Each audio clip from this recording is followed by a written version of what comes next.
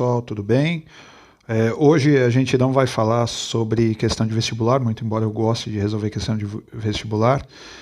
Vai ser um assunto mais teórico, que a gente vai tratar sobre nível de confiança, porque agora está em voga, né, as pesquisas eleitorais, e sempre vem, né, com nível de confiança da pesquisa em 95%, né? Então, o que significa esse nível de confiança de 95%, né? O que acontece é que eles entrevistam aproximadamente 2.500 pessoas, né? Algo em torno desse valor aqui, 2.500 pessoas, e aí eles dizem que isso representa a população toda que vai votar, né? Num determinado eleitor. Então, eles extrapolam de uma amostra e levam para a população, né, que seria o todo da pesquisa. Então, esse 95% significa qual é a chance de um resultado dessa amostra ser equivalente ao resultado da população.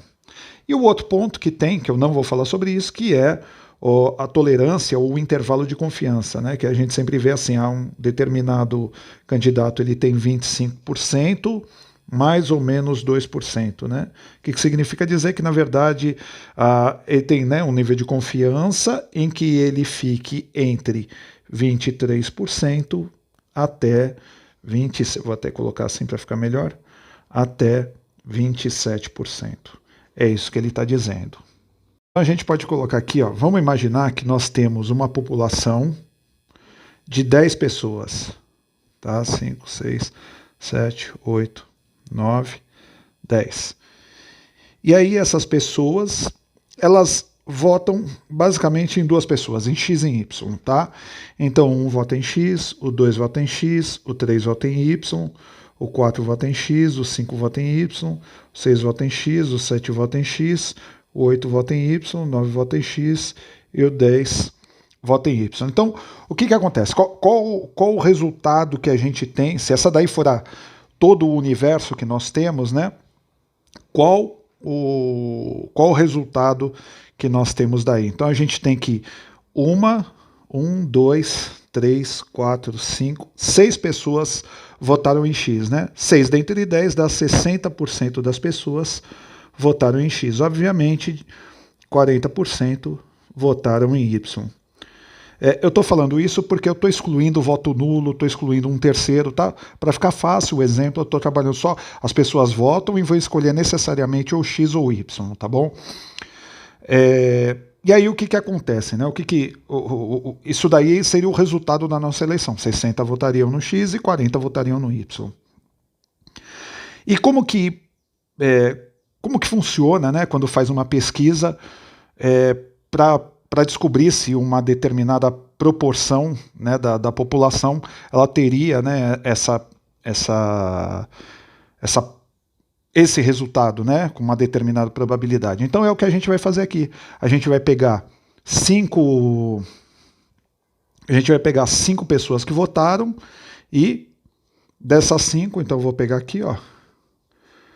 Dessas 5 pessoas que votaram, 4, 5, 6, 7, 8. Pronto.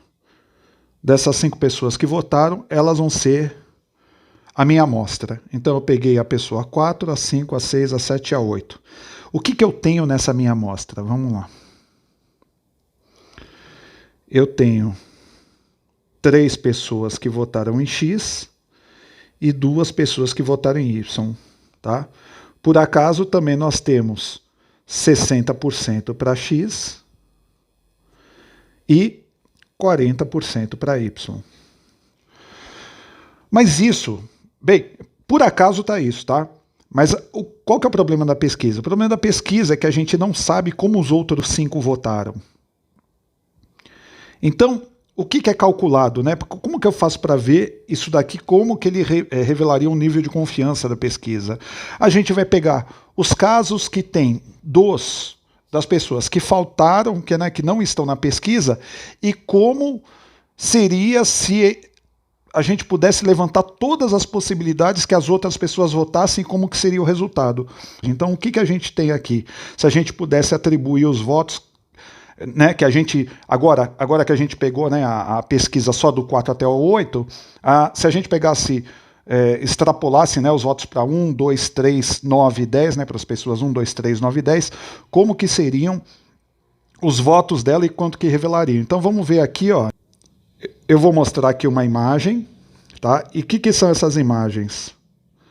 Né, o que são esses valores aqui? Seriam todas as possibilidades em que os outros, as outras 5 pessoas que faltavam votar, que elas pudessem ter de possibilidade de votação. Então, ou seja, aqui na primeira posição, todas votariam em X. Na segunda posição, todas votariam em Y. Na terceira posição, todas votariam... desculpa, na segunda posição, aqui seria, né, 1, 2, 3... 9 e 10. Então, só a pessoa 10 votaria em Y. Na terceira posição, só a pessoa 9 votaria em Y. E assim por diante. Então, o que a gente pode ver é que nós temos aqui, ó, são 1, 2, 3 colunas de 10, 30, com mais 2, 32 possibilidades. Ou seja, né, já que são 5 pessoas, só pode votar em Y, são 2 opções, com 5 pessoas, 2 elevado a 5, 32, então tá batendo. Tá? Então, agora vamos ver com que probabilidade, né, a gente não sabendo os votos de 1, 2, 3, 9 e 10, vamos saber com que probabilidade que eles poderiam ganhar, sendo que eu fiz, né, um levantamento aqui dessas 5 pessoas, encontrei 3 votos de X e 2 votos de Y. Quando que o X ganharia? O X ganharia quando ele tivesse pelo menos 3 votos. Né? Então o X ele vai ganhar, ó, aqui 1, aqui ele tem 4 votos, 2, 3, 4, 5, 6, né? X também tem 3 votos aqui, 7, 8, 9, 10, 11, 12, 13, 14, 15, 16. Ou seja, nessas 16 possibilidades aqui, o X ganha. Por quê? O X teria 6 votos. Nessas possibilidades onde X tem 2 votos, seria esses 2 mais esses 3, né? Seria 2 votos mais esses 3 aqui, seriam 5 votos para X, então ele empataria com Y. Ele empataria com Y em quais possibilidades? Aqui, ó. 1, 2, 3, 4, 5, 6, 7, 8, 9, 10. Então, em 10 possibilidades, X empataria com Y. Eu vou até deixar aqui de verdinho, para ficar melhor. Ops. Espera aí. Para a gente saber que o verde é o empate.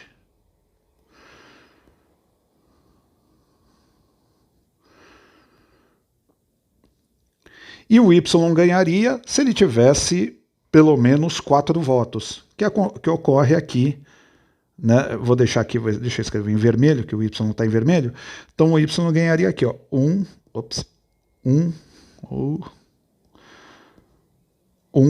2, 3, 4, 5, 6. Então em 6 dentre 32. Então, aqui, aí vamos voltar lá, né, no que a gente estava falando no começo. A gente fez uma pesquisa em que o X ganha a pesquisa, certo? Então, o X, qual seria o nível de confiança dessa pesquisa? Então, vai depender das possibilidades restantes dos outros votantes que nós levantamos, né, aleatoriamente e que ele poderia ganhar nessa pesquisa. Então, ele ganha em quantas das 32 pesquisas possíveis? Ele ganha em 16 das 32 pesquisas possíveis. Logo, o nível de confiança dele é 50%. Então, essa pesquisa aqui tem um nível de confiança de 50%.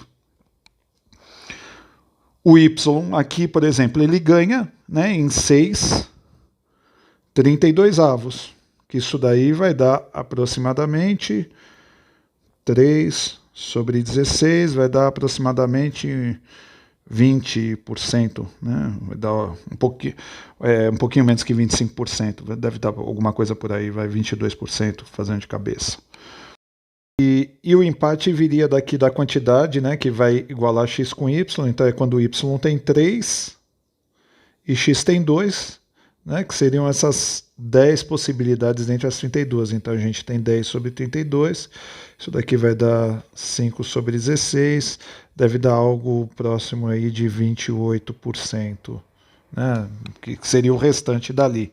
Então a gente pode ver que o resultado, né, daqui de X, muito embora ele vença aqui na pesquisa, ele tem essa pesquisa ela tem 50% de probabilidade de que X vença, né?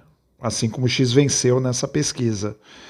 Mas para Y vencer tem 22% de probabilidade e 28% de probabilidade de Y vencer. E a próxima pergunta é o seguinte, tá? E como que aquela pesquisa que só pega 2.500 pessoas num universo, né, de mais ou menos 100 milhões de eleitores, como que um número bem menor ele pode dar 95% de confiança? Se é aí que a gente pegou 5 eleitores dentre 10, ela deu 50% de confiança, né? Como que a pesquisa ela consegue num tamanho bem menor ter isso, né? A gente pegou metade dos eleitores, como se pegasse aqui, a gente investigou metade deles. É que ela parte de um outro pressuposto, que é diferente. Ele entende que essa amostra da população elas têm uma inferência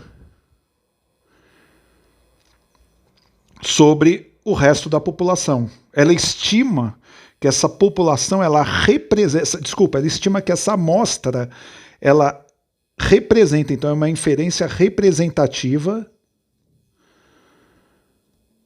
da população. Aqui o todo é população e esse pequenininho é a amostra. Então, o pressuposto é diferente. O que a gente fez desse estudo foi ver todas as possibilidades, independente de que essa pesquisa aqui representasse algo do todo, né, dos 10 eleitores.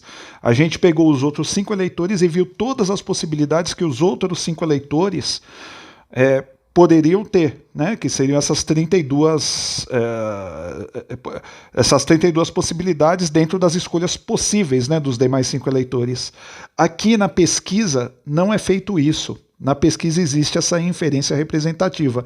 Por isso que é muito importante fazer a devida escolha da amostra, para que ela tenha essa inferência representativa sobre a população. Tá legal? Espero que tenham gostado do vídeo e a gente continua se vendo. Eu volto depois de novo com fazer novos exercícios de vestibulares. Se gostou, deixa seu like. Tiver dúvida, pode deixar e deixa um comentário, tá bom? Muito obrigado, até a próxima. Tchau.